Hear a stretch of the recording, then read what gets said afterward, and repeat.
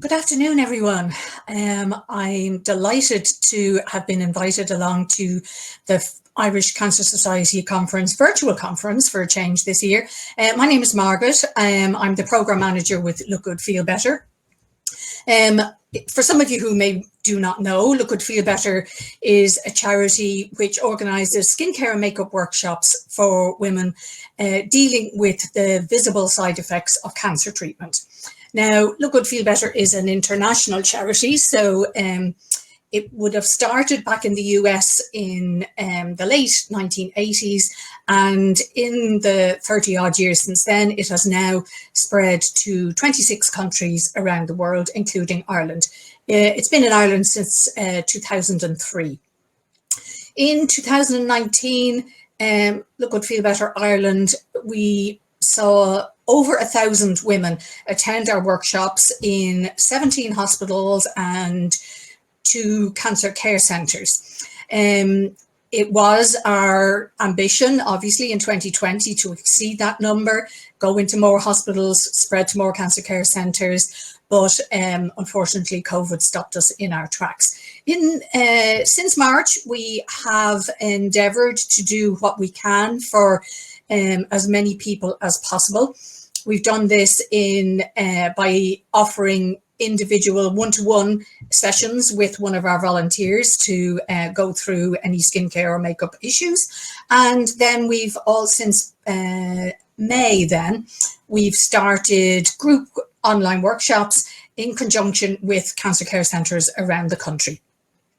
So if anybody listening to me here now is wanting to attend a group session again, apart from today, please get in touch with your local cancer care centre and see, are they organising something.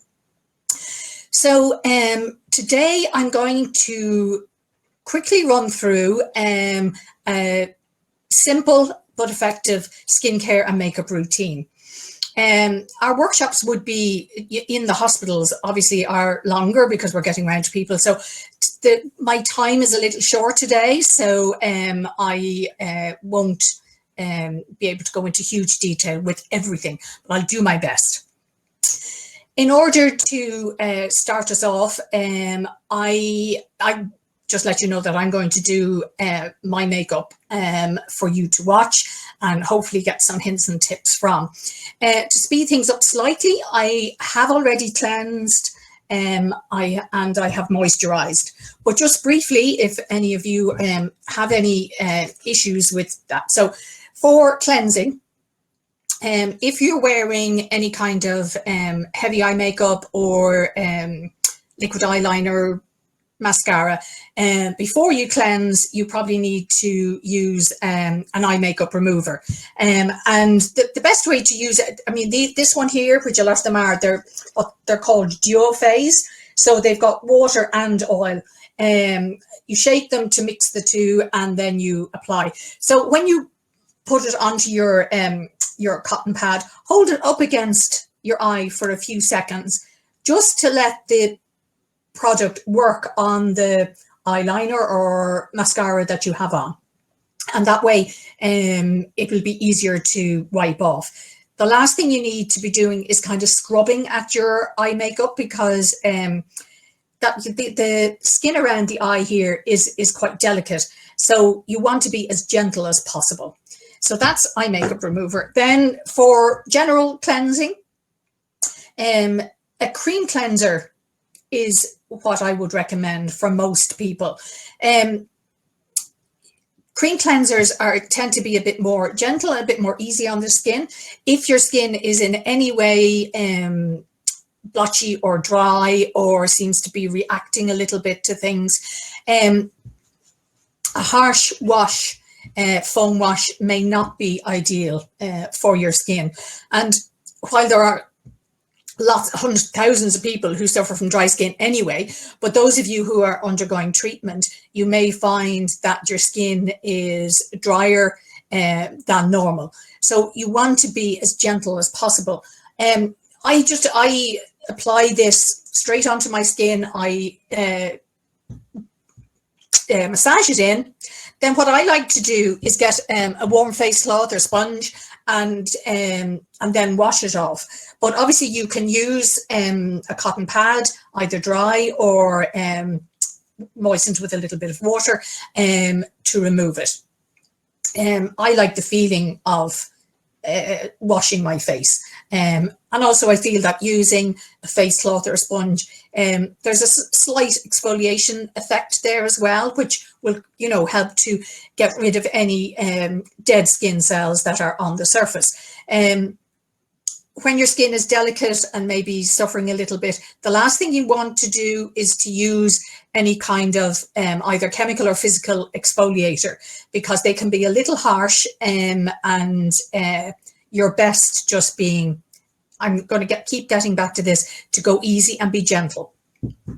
If you like to use a toner, you can at this point. I don't tend to, because when I've washed my face, I feel that I'm perfectly clean and that there's no residue of cleanser left. If you've used a cotton pad to take it off, then to go back over with a toner will give you that kind of squeaky clean feeling. Toner is, well, in the summertime as well, toner, can be nice and cooling. It can have that effect as well as helping. Right. The next step then is to use a moisturizer, which I have done.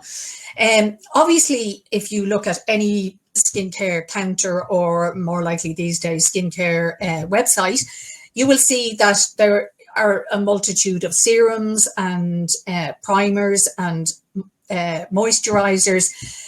And feel free to use as many as you want, but sometimes you need, particularly if your skin is reacting a little bit, you want to pare down your the steps that you're using. That way then it's your skin isn't being overloaded with product, and also it may be easier for you to identify if there is something you're using that's causing the breakouts or the redness or whatever. So use a simple, gentle moisturizer. For daytime, this is a daily calming moisturizer, which is nice because it's got cucumber in it, which will, the cooling effect of cucumber will have to kind of calm the skin. And something like this is nice for daytime because it's not too sticky or greasy or heavy. And if you're going to put foundation on, the foundation will go on nicely over it. I would, however, advise you always to use a sun cream on your face now at this point. Now you can use a moisturizer that has a high SPF in it, or use a separate face SPF. And you need it on your face every single day, winter and summer. I wear it 365 days a year. Doesn't matter whether it's lashing rain as it is out there, Christmas Day, or on my summer holidays. SPF 50 on my face. If I was going out and not putting a scarf on or something, I would bring it down onto my chest and neck as well. If I'm driving, where I have my hands up on the steering wheel, I always put it on the back of my hands as well. Anywhere that's exposed, you should wear sun cream. I wear factor 50 all the time, and certainly during the summer I would advise factor 50. You're probably safe enough to drop down to 25 or 30 in the winter time, once it's not, because in the winter you can get very bright winter sun as well, so just be careful of that. If you come away with one piece of advice from today on skincare, it would be to use SPF. If you're buying SPF for your face, don't use the big, containers of SPF that you bring on your holidays and you put on from head to toe. Try and buy one that's specifically designed for the face. They are less greasy and they suit the skin on the face better. And if possible, to try and get a mineral sunscreen. If you go into pharmacy, you know, any of the sort of pharmacy brands that you're familiar with, like La Roche-Posay or Vichy, Aven do a very good one. Any of those, and if you can at all, look for a mineral one. They're not as easy to get as the other type of sunscreen, but do your best. For nighttime, for moisturizing, if you're still, you know, if you find your skin is very dry, like the little moisturizer that I used here earlier, as I say, it will probably suit most people for daytime, but you may need to go for something like this, E45 or those other brands that are specifically, you know, heavy duty moisturizing, and you can use that maybe at nighttime, but it is quite thick and greasy, so not so good for during the day. Any of those creams, of course, as well, like emulsifying lotion or Silcox base, anything with oatmeal in it or anything like that, like really hydrating and moisturizing. Obviously great for your hands, your feet, your elbows, your knees, anywhere at all where the skin is getting a bit dry and rough. So don't be afraid to lash it on everywhere. The good thing about these kind of creams is that they're not expensive. And actually some of the bigger tubs are very good value, you know. Just before I move on to makeup, I'm actually going to just put a little bit of lip balm on my lips, because I will be putting lipstick on later. If I put lip balm on at that point, the lipstick kind of will slide off. Whereas putting it on now, it will have absorbed into my lips before it's time to do our lipstick. Right, I have one other little product to show you, which, and again, I mean, the brand doesn't really matter.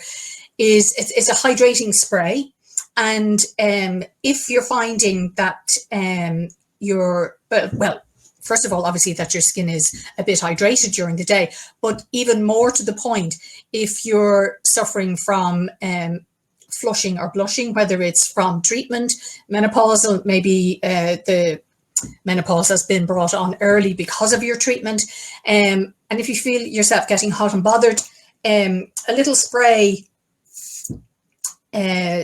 hydrating spray like that is perfect. It's just thermal water, but because it's in the little can like that, it stays cold. It doesn't have to be in the fridge. You can spray it on after your skincare at any point, but you can, the beauty of it is you can keep it in your bag and you can spray it on over your makeup at any point. It doesn't matter that you've got makeup. You just need to make sure that you hold it far enough away from your face before you start spraying, and then it's just a mist and it doesn't interfere with your makeup. Right, so we're ready to move on to the first step in the makeup, which is our foundation. So I'm using quite, I don't know whether you can hear that there, it's quite a liquid foundation, right?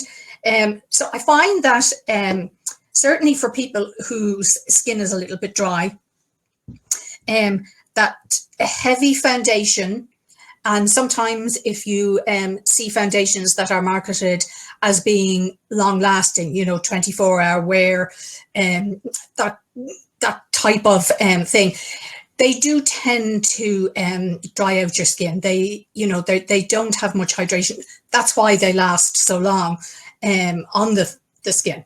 So I'm just going to apply my foundation. So I just put a little bit on my forehead here before I let my fringe back down. When I'm looking sideways here, I'm looking into my mirror because looking into the screen isn't quite the same. Okay. So now I'm just pressing this on, patting it on with my brush, pressing it into the skin. Don't drag because, well, first of all, it's not very pleasant on the skin to be dragging. And secondly, if you're dragging too much, you'll actually be nearly wiping off the foundation as quickly as you put it on.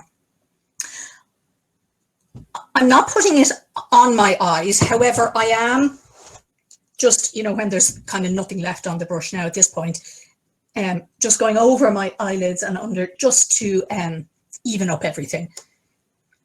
Foundation, if you put it on the eyelids and that, or under the eye, can sometimes crease and it doesn't look great. So now, the idea, you know, less is more in everything that you do today, and so I don't believe in, you know, caking my face in too much foundation, because, you know, it doesn't look very natural, and you know, I like a fresher look.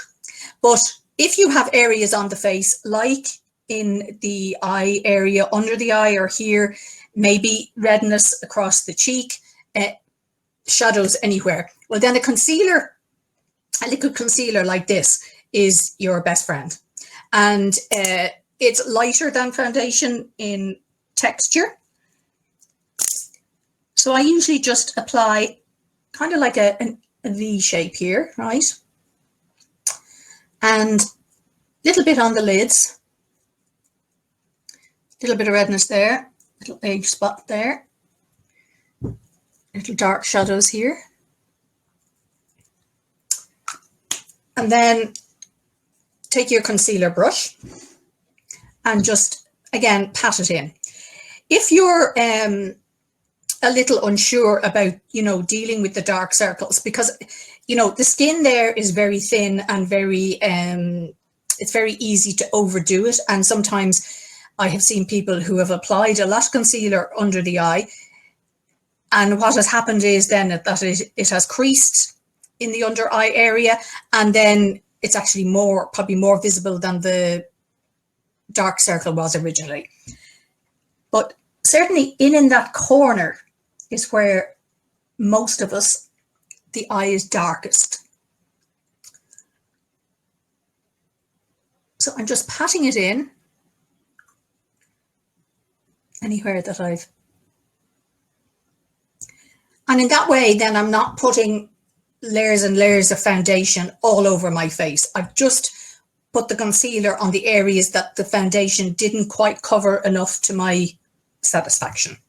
But you're still, I like to be able to see somebody's skin even though they have foundation on.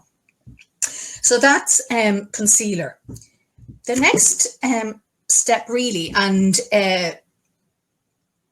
this, you know, some people will use powder, some people don't. You can use a loose powder. I very often use a loose powder at home before I go out. However, I would keep maybe a powder compact, pressed powder compact in my bag for touching up.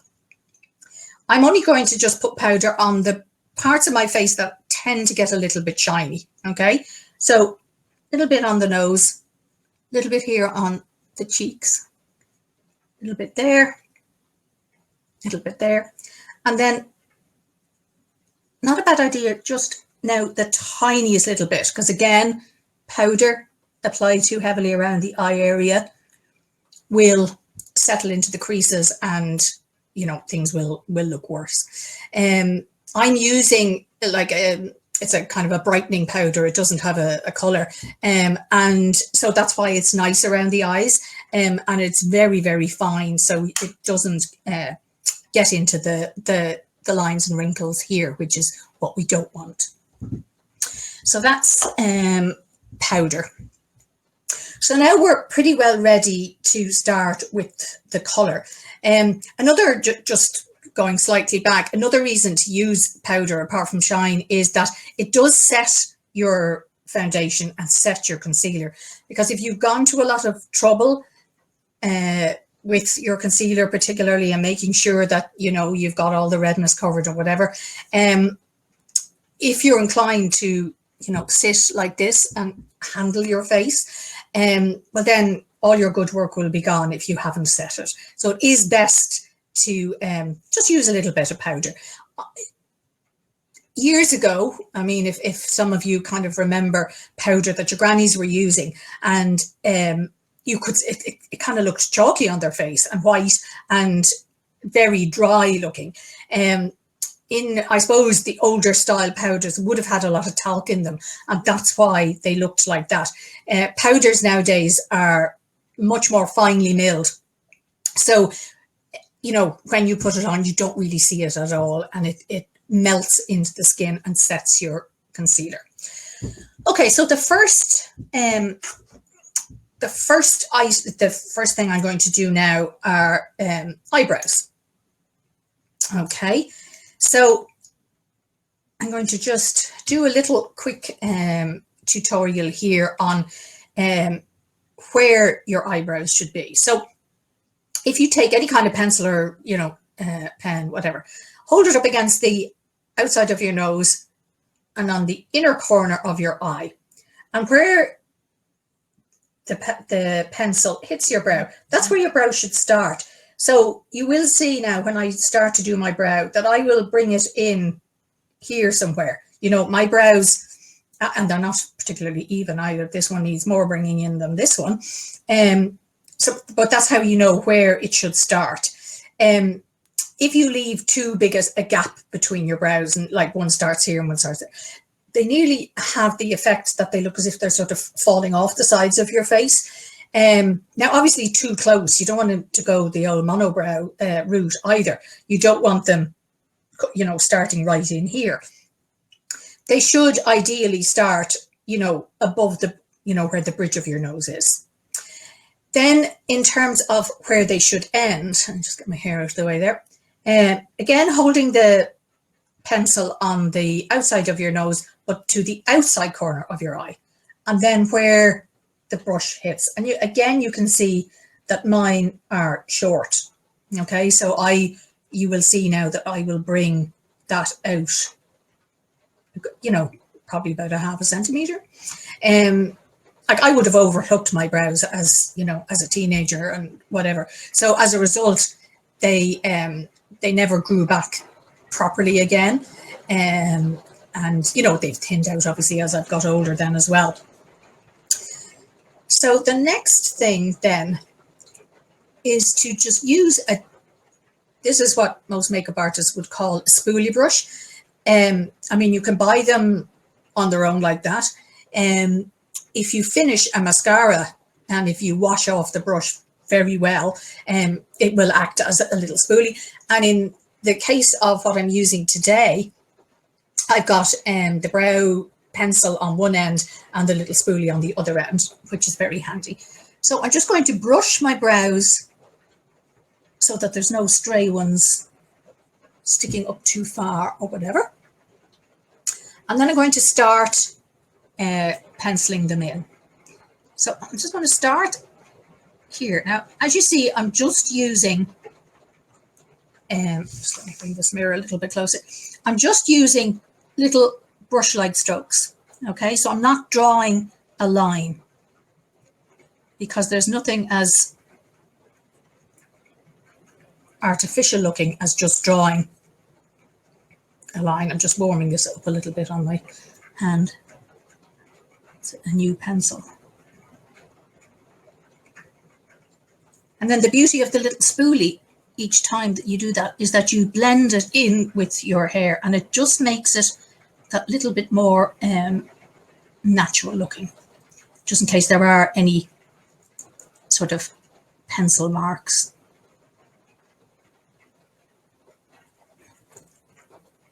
So just keep adding little brush strokes and then brushing them through. So you'll see now I brought this brow in quite a bit, and I've also extended it out to the side as well. Okay, so now just bear with me and I'll just do my second one.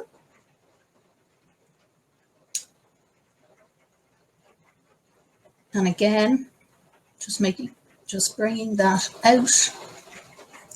Don't turn it down too much or it'll actually make your face droop. Your eyes look as if they're drooping, which we don't want. Now, eyebrows, to quote a good friend of mine, are sisters, not twins, and just as well, because I can never get mine to look exactly the same. One is always slightly higher than the other. And it's a bit like cutting your fringe. If I keep trying, adding a little bit here, and then no, that's an adding, I could be there for an hour, and not really making much more progress.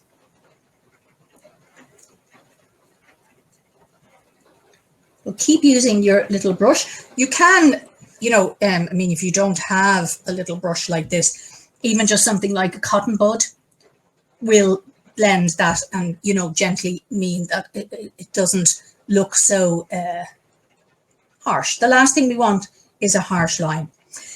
If you've got no eyebrows at all, this can be a little obviously more difficult because, I have the advantage of having most of my brow there, and I'm only enhancing it, then adding on to it and evening it out a little bit. If you have no eyebrow, just be careful. You probably would be advised. So if you look straight ahead, and again with the pencil on the outside corner of your nose, but then where it crosses your pupil, that's roughly speaking where the arch should go, because obviously I can see my arch. It's not particularly, I don't have a high arch, but it is there. And so I can follow that. It's easy for me because it's there. If it wasn't there, it would be a bit more difficult. And what you need to look out for is, one, not going too high. If you go too high, you're going to look like a clown, or, perpetually surprised, with your eyebrows raised. If you draw, like if I were to draw my brow across here, say, it would actually drag, make my eye look smaller, make me look as if I was in bad form. It actually makes you look quite cross. So I'll just, one last little brush, and then I'll put this away. Another little handy product that I often use, and sometimes you can use something like just something like this. And this is, it's kind of like a little brow mascara. And now I just have the blonde one because I don't particularly want my brows to be too dark. So I'm just going to brush this through. And what it does is it sets the brow and sets the pencil, because obviously a pencil like that, when you do it first, it can look great, and I've suddenly got eyebrows back again. But what can happen sometimes is that, again, if you rub against it, the pencil will come off. This will just help that. It's funny that I would have been used to saying to people, try not to touch your face when you've done your makeup, because it is coming off on your hands all the time. Now, of course, with COVID, we're being urged not to touch our faces. So there's a double reason for not touching it off your face. So, if you have lost your eyebrows, or your eyebrows have gone really, really thin, just recreating eyebrows can make a world of difference to your face. Even if you're not somebody who wears a lot of makeup, you can transform your face by doing your eyebrows. And because the eyebrows just frame the face. If, like me, you have a fringe, or you wear glasses, and if you don't have brow, they can camouflage. But if you wear your hair back, you don't wear glasses, it's very, very obvious when you don't have eyebrows. It unfortunately makes your face look quite strange, and even to yourself, when you catch a glimpse of yourself in the mirror. I often think, like, for people, even though nobody wants to particularly wear a wig, but it's a lot, if you lose your hair, wearing a wig immediately gives you hair. But, the only way around eyebrows is to draw them on. I would just make a quick point at this stage to be very careful about getting any kind of permanent or semi-permanent brows done. So I'm talking like tattooing, or embroidery, or microneedling, any of those kind of things. Plenty of people get them done, and suffer no ill effects whatsoever. However, just to be on the safe side, you are, you know, in a low situation in relation to your immune system, and all of those methods, they do break the skin in order to get the dye into your skin. Otherwise, the dye wouldn't work. So, and you know, you're just better off avoiding that kind of invasive treatment. I'm going to move on now to doing some eye makeup, right? So some eyeshadow, give your eyes a bit of pop. So you can ignore the fact that this one's broken and gone, but so this would be a typical daytime palette that, you know, you will see in any of the pharmacies or beauty counters or whatever, consisting of like a very pale color, a medium color. This one would be the dark matte color, and then this middle shade is kind of like a copper shimmer, you know, so it's got a bit of shine to it. And you could use all, or, you know, just 2 or 3 of these at any given time. My go-to for using eyeshadow, first of all, is to start with the lightest color, okay? And what I find works for me is to apply that pretty well all over your lid, all the way from the lash up to the brow.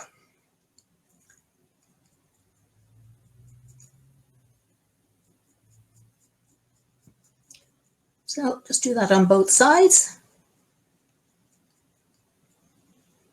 And this just gives a nice blank canvas to the whole eye area.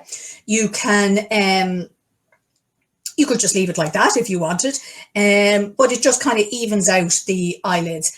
It also then gives a good base for adding more color, which we will now do. So I'm going to go then for this middle color here, which is kind of just a mid-brown. And I'm going to use like a more fluffy brush. The first brush I used was a flat brush, which kind of put it down onto my eyes. So the next step then is to, I'm going to put that just in the, essentially in the crease or the socket line. And a bit like windscreen wipers, just blend it, blend it, blend it until it's seamless. I mean, I'm only putting the tiniest little bit on, but it does make a big difference. And then if you have, which I do have now, I suppose, slightly hooded lids, the important thing is to, you know, so the hood of your eyelids may seem, you know, it's hard to find the socket line on the crease, but just, you know, you can always just kind of lift your brow slightly and, you know, put the movement there. The important thing to do is to look straight at yourself in the mirror camera with your eyes open, and you should be able to see some of that color. So you may need to put it slightly higher than somebody who doesn't have the slight hooding, right? Now, just to enhance the outer corner again, even more so, I'm just adding a little bit of the darker shade. I'll just do it here on both, and then now just patting it down there. I'm not, you know, then I'll go back in with my blender brush, and you can just sort of lightly go underneath as well. And you're just getting a little bit more definition here on the outside.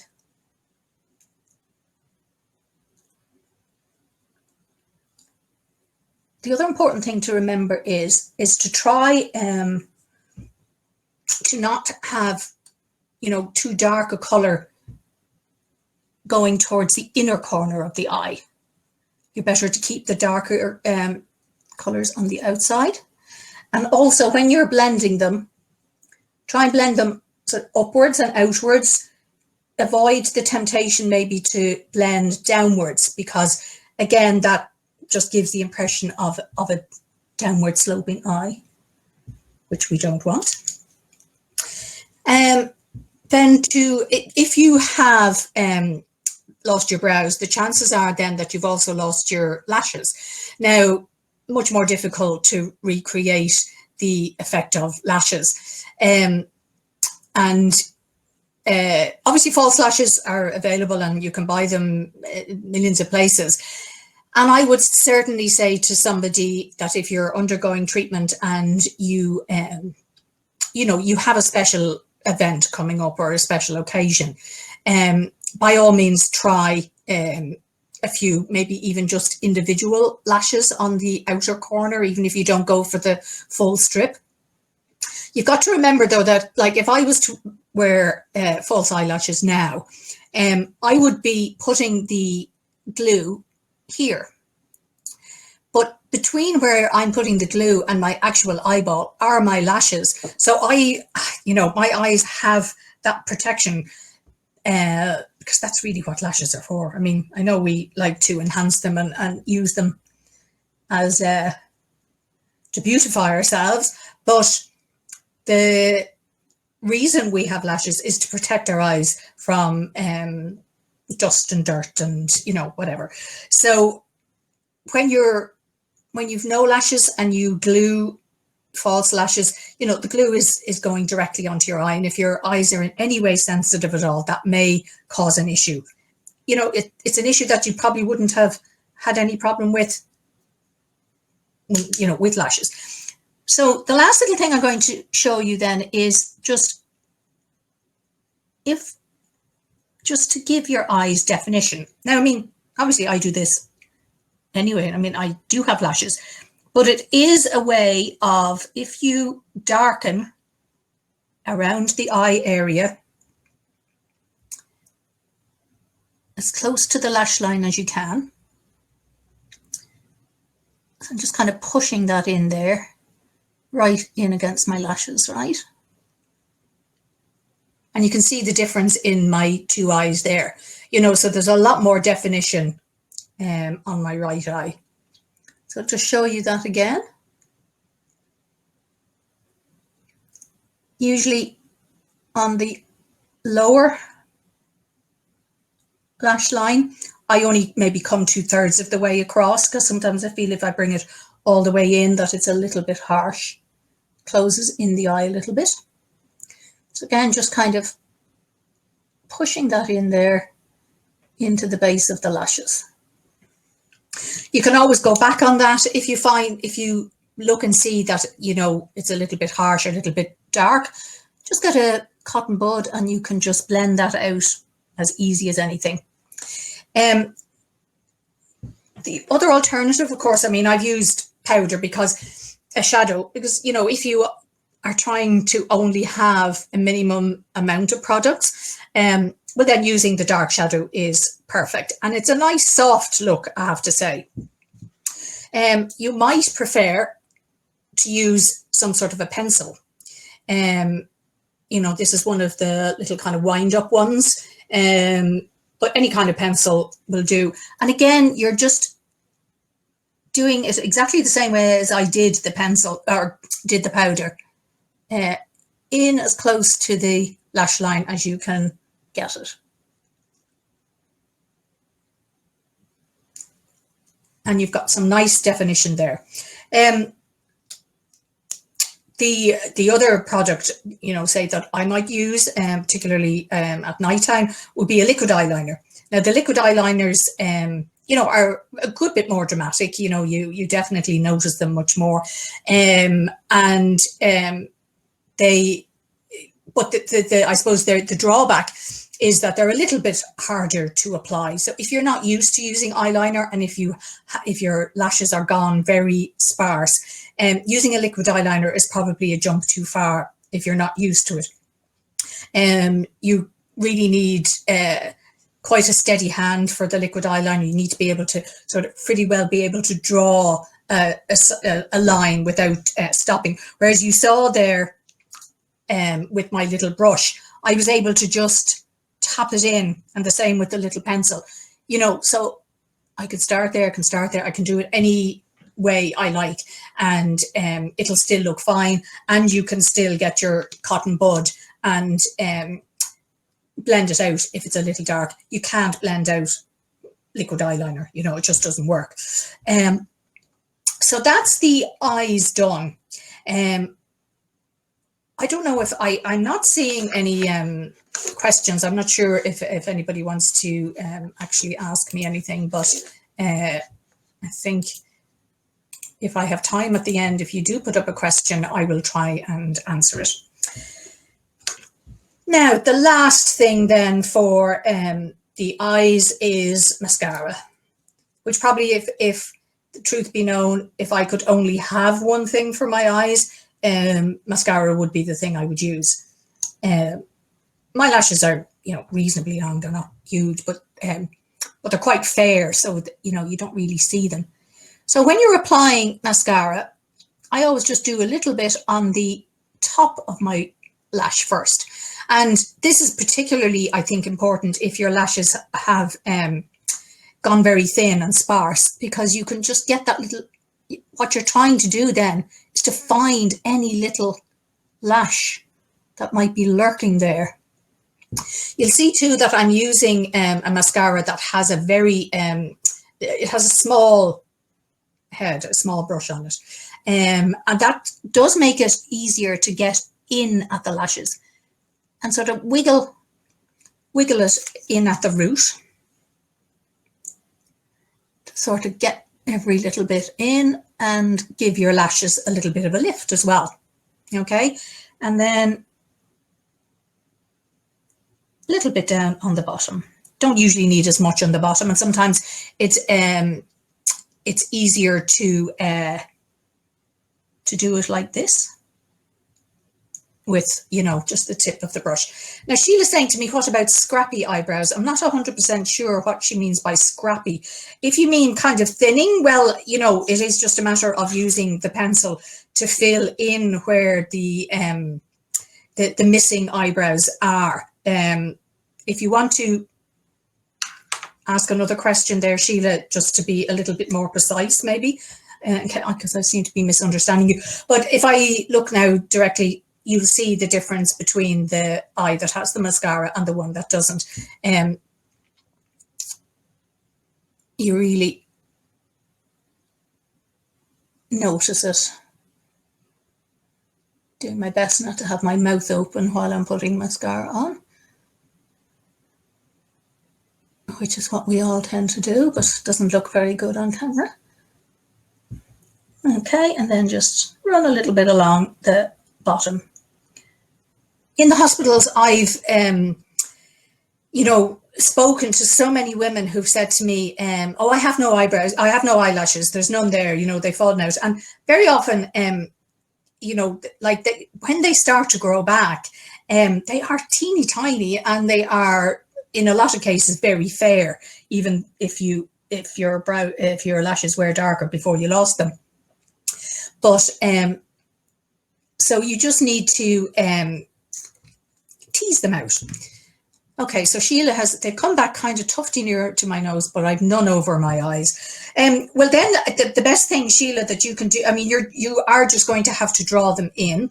If you feel that they are very wild here, you know, at your nose, you could pluck one or two of them out. I know that seems terrible when you've lost your eyebrows and they're just growing back, but I have seen sometimes, you know, sometimes the hair, just like the hair in your head, grows back differently and maybe a bit more coarse, a bit more curly than it was. I have seen people who have got very coarse and sort of hairs that stick up rather than lie flat.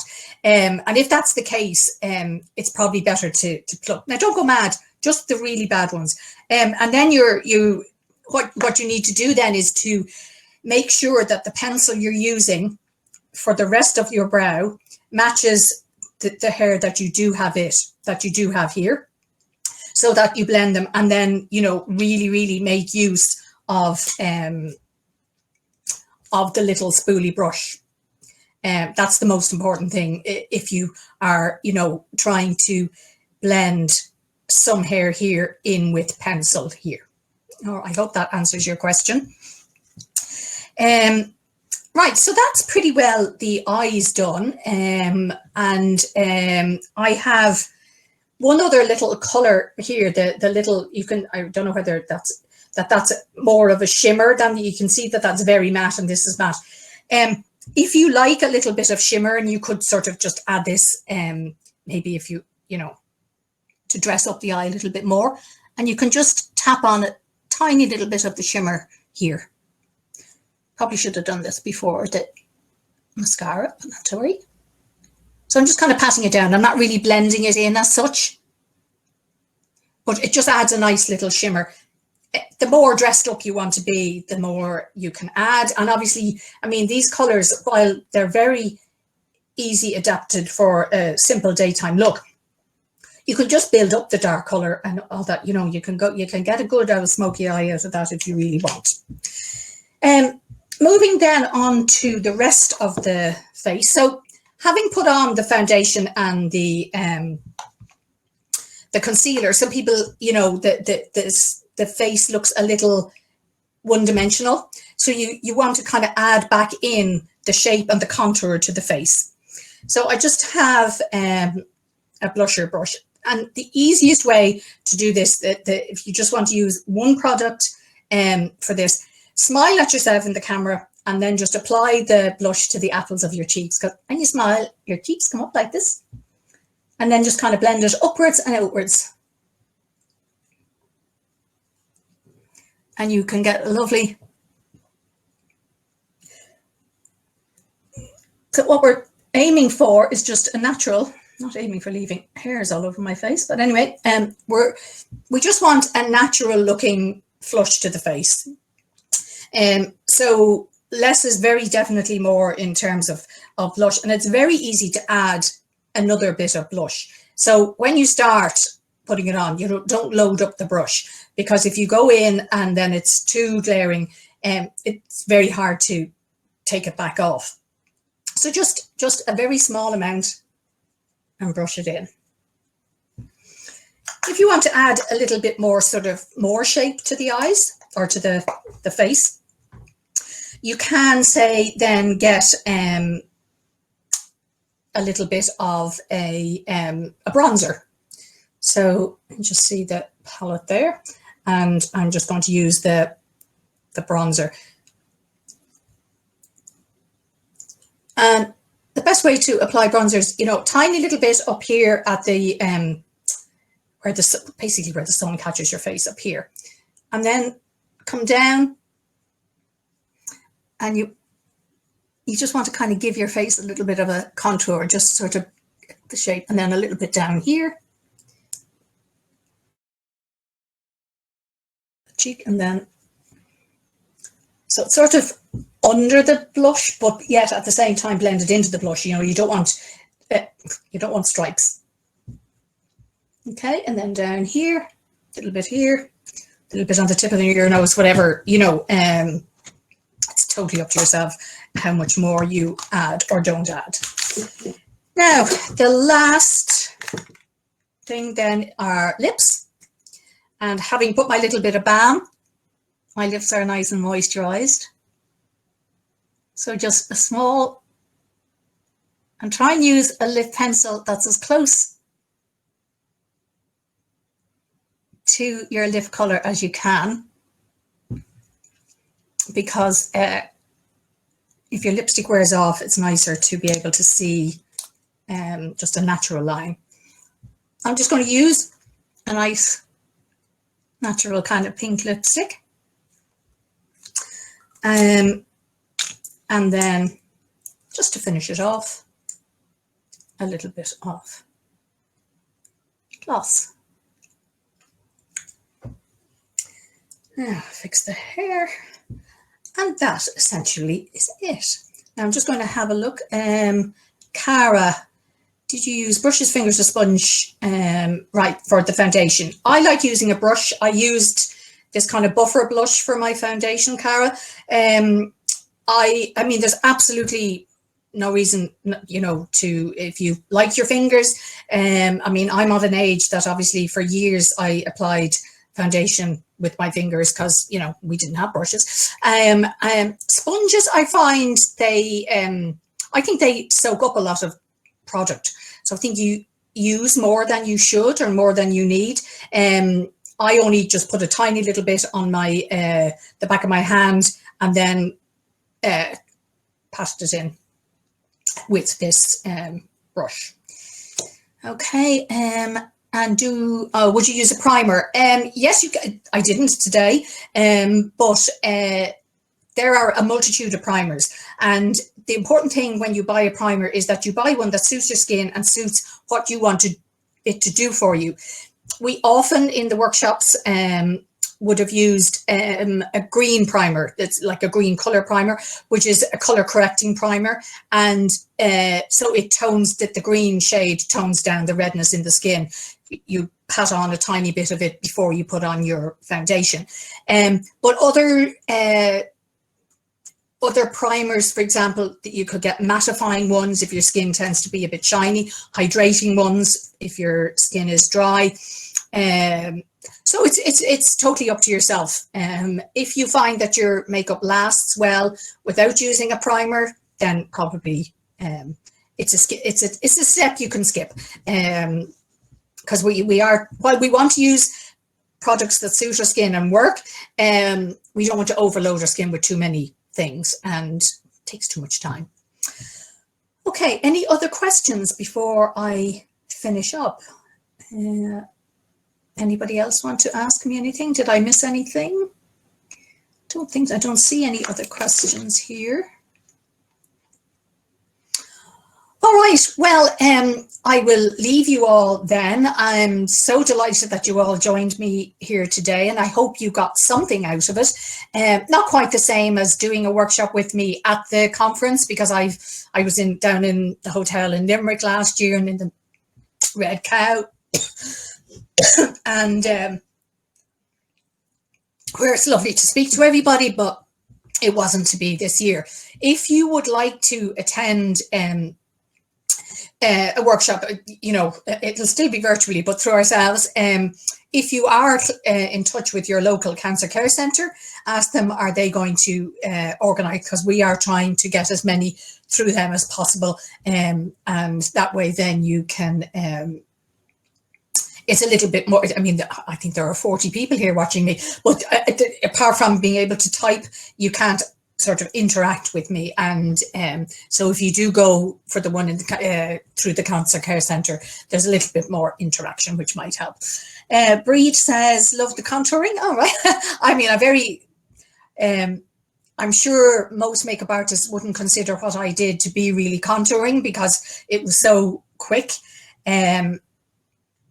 You can watch tutorials on YouTube about contouring, and which, you know, take an hour just in themselves. So I really only touched on that very, very briefly, but thank you so much.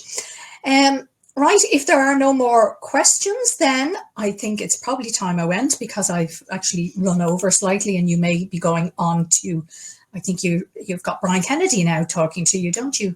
Brian Kennedy? Yes, I think it is. Okay, so listen, thank you so much, everybody, and go on to our website, www.lookgoodfeelbetter.ie.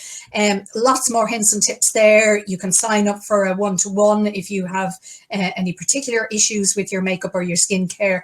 And we're always there to help with anything at all. Thank you. Bye. Bye.